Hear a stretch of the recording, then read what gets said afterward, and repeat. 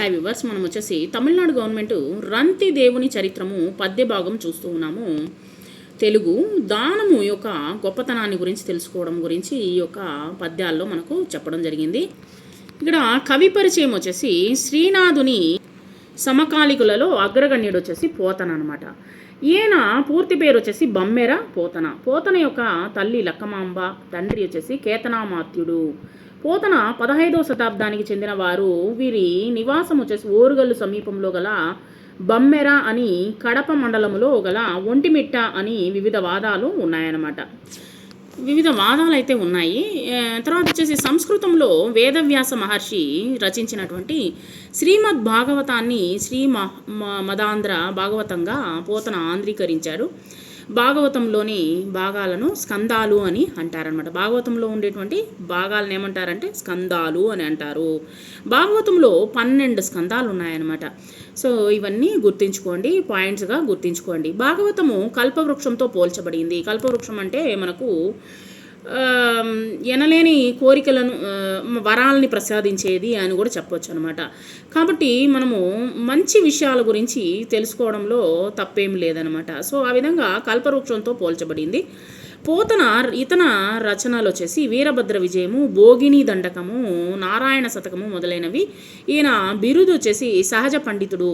ఈయన రచనా శైలి వచ్చేసి మృదు మధురంగా ఉంటుంది. చాలా బాగుంటుంది అనమాట. అందరికీ వినడానికి చాలా ఇంపుగా ఉంటుంది. సరే, ముఖ్యమైనటువంటి వస్తువు ఏంటి? పాఠ్యభాగం యొక్క సందర్భం ఏంటి అంటే శ్రీకృష్ణుని యొక్క చరిత్రే భాగవతంలోని ప్రధాన వస్తువుగా ఉంటుంది. దీనిలో శ్రీకృష్ణ లీలలతో పాటు యయాతి చరిత్ర, అంటే ఒక్కొక్క రాజులు, చక్రవర్తులు వాళ్ళు ఏ విధంగా పరిపాలన చేశారు, ప్రజల్ని ఏ విధంగా చూసుకున్నారు అనేటువంటి విషయాల గురించి ఆ యొక్క దాంట్లో ఉంటుందన్నమాట. వీళ్ళు రాసేటువంటి పద్యాల్లో కావచ్చు, వీళ్ళు రాసినటువంటి చరిత్రలో ఉంటుంది. సరే, శ్రీకృష్ణుని యొక్క లీలతో పాటు యయాతి చరిత్ర, భరతుని యొక్క చరిత్ర, శ్రీరామ చరిత్ర, పరశురాముని చరిత్ర, రంతిదేవుని చరిత్ర మొదలైనటువంటి కథలు ఉన్నాయి. చాలా గొప్పవాళ్ళు అనమాట వీళ్ళందరూ వచ్చేసి. ప్రస్తుత పాఠ్యభాగము రంతిదేవుని చరిత్రము భాగవతంలోని నమస్కందము నుండి గ్రహించబడింది. రంతిదేవుడు తన దగ్గర ఉన్నటువంటి వాటిని అన్నిటినీ దానం చేసినటువంటి ఒక రాజు అనమాట. రంతిదేవుని దాన గుణాన్ని, తన దగ్గర ఉన్నటువంటి వాటికి ఇతరులకు దానం చేసేటువంటి విధానాన్ని పోతన తన పద్యాల్లో వచ్చేసి మృదు మధురమైనటువంటి శైలిలో తెలిపారనమాట. ఈ కథను సుఖ మహర్షి పరీక్షితు మహారాజుకు చెప్పు సందర్భంలోనిది. పరీక్షితు మహారాజుకు వచ్చేసి సుఖ మహర్షి వచ్చేసి చెప్తాడనమాట. ఈ విధమైనటువంటి ఆయన యొక్క గాథను చెప్తాడనమాట. చూడండి, ఇక్కడ మనకు రెడ్ కలర్లో పువ్వుల గుర్తుగాను ఉన్నట్లయితే వాటిని మనము కంఠస్థం చేయాల్సినటువంటి పద్యాలు.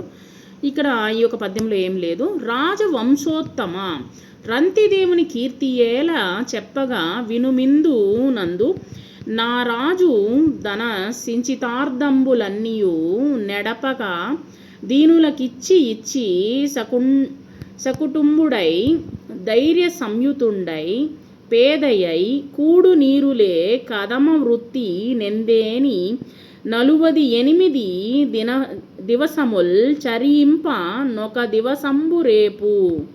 సరే, ఈ యొక్క పద్యాన్ని యొక్క అర్థం ఏంటి అంటే మనకు భావాలు ఇక్కడే ఇవ్వడం జరిగింది. దాన్ని చూద్దాము. ఓ పరీక్షిత్ మహారాజా, రంతిదేవుని యొక్క కీర్తి గురించి చెప్పవలసినటువంటి అవసరం లేదు, అయినా విను. ఆ రాజు దీనులందరికీ తాను సంపాదించినటువంటి ధనాన్ని దానం చేశాడు. చాలా పేదవాడైనప్పటికీ ధైర్యం మాత్రం వదలకుండా కుటుంబముతో సహా 48 రోజులు వచ్చేసి ఆహారము నీళ్లు లేక సంచారం చేశాడనమాట. 48 రోజులు. మనం ఒక్కరోజుకే వచ్చేసి ఏమైపోతాము, కృషించిపోతామన్నమాట. ఒకరోజు ఉదయము ఆ రంతిదేవునికి ఈ యొక్క నెక్స్ట్ పద్యం గురించి మనం చూద్దాము.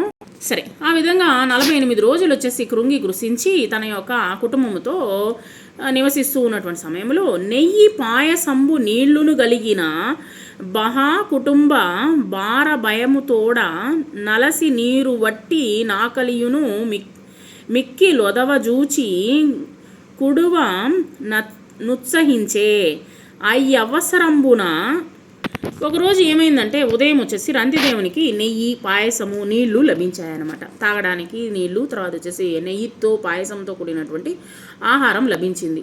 అది తనకున్న పెద్ద కుటుంబానికి సరిపోతాయో లేదో అని భయం కలిగిందనమాట. అంటే చాలా తక్కువ ఉంది. ఆకలి, దాహము అధికం కాగా ఆ పదార్థాలను చూచి తినడానికి ఉత్సాహపడ్డాడు.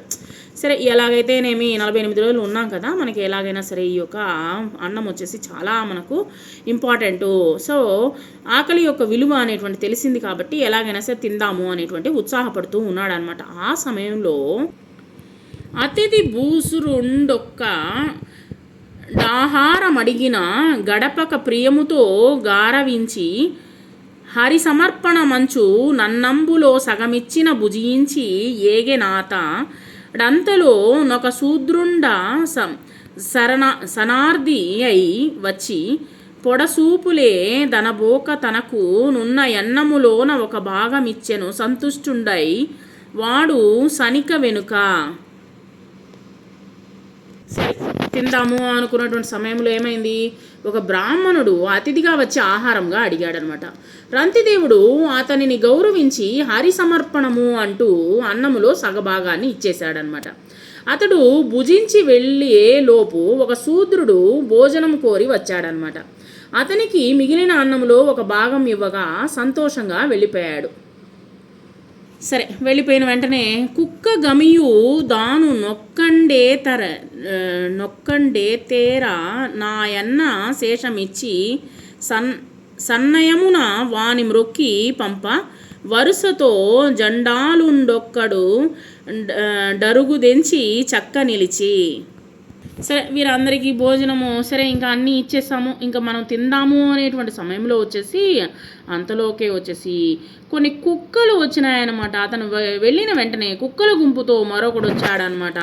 మిగిలిన అన్నాన్ని రంతిదేవుడు అతనికి ఇచ్చేశాడు. వెంటనే చండాలుడు ఒకడు వచ్చి సమీపంలో నిలబడ్డాడు. చండాలుడు అంటే ఎవరో తెలుసా మీకు? ఆ యొక్క కాటి కాపరిని చండాలుడు అని అంటారనమాట. సో అతను వచ్చేసి కాటిలో ఉన్నటువంటి సవాలని పేర్చి దాన్ని కాల్చేటువంటి వ్యక్తిని ఏమంటారంటే చండాలుడు అని అంటారన్నమాట ఆ కాలంలో వచ్చేసి. ఇక్కడ ఈ పద్యాన్ని కంఠస్థం చేయండి. హీనుడ జండాలుండను మానవ కులనాద దప్పి మానదు నవలం బోనేర నీకుం జిక్కిన పానీయము నాకు బ్రోసి బ్రతికింపగదే అనిన వాని దీనాలాపంబులకు గరుణించి రాజు ఇట్లనియే. ఒక అందరూ బ్రాహ్మణుడు వచ్చాడు, శూద్రుడు వచ్చాడు, ఒక కుక్కల గుంపు వచ్చింది, తర్వాత వచ్చేసి చండాలుడు వచ్చాడు. వీళ్ళందరూ వచ్చిన తర్వాత మరలు ఒక చండాలుడు సమీపంలో వచ్చి నిల్చున్నాడు. ఓ రాజా, నేను హీనుడను, చండాలుడను, నాకు ఎక్కువ దాహంగా ఉంది, ఒక్క అడుగు కూడా ముందుకు వేయలేకున్నాను, నీ దగ్గర ఉన్న నీళ్లను నాకు ఇచ్చి నన్ను బ్రతికించు అన్నాడనమాట. చెప్పేసరికి చండాలుడు పలికినటువంటి దైన్యమైనటువంటి మాటలకు జాలిపడి రంతిదేవుడు ఇలా అన్నాడనమాట. ఉదాహరణకు ఈ పద్యం కూడా వచ్చేసి కంఠస్థం చేయవలసినటువంటి పద్యము. అన్నము లేదు కొన్ని మధురాంబువులున్నవి ద్రావుమన్న రావన్న శరీరదారులకు నాపద వచ్చిన వారి ఆపదల్ గ్రన్నన మాంచి వారికి సుఖంబులు సేయుట కంటే నొండు మేలున్నదే నాకు దిక్కు పురుషోత్తముండొక్కడ సుమ్ము పుల్కస అని పలికి అప్పుడు ఆ దీనమైనటువంటి స్థితిలో ఉన్నటువంటి చండాలుడికి ఈ విధంగా అంటున్నాడు. ఓ పులస్కా, నా వద్ద అన్నం లేదు, కొన్ని మధుర జలాలు ఉన్నాయి, త్రాగు అంటే నీళ్లున్నాయి, త్రాగు. జీవులకు కష్టం వచ్చినప్పుడు వారి ఆపదలను తొలగించి వారికి సుఖం కలిగించడం కంటే మేలు ఏముంది, నాకు పురుషోత్తముడే దిక్కు అని చెప్పేసి చెప్తూ ఉన్నాడు అనమాట.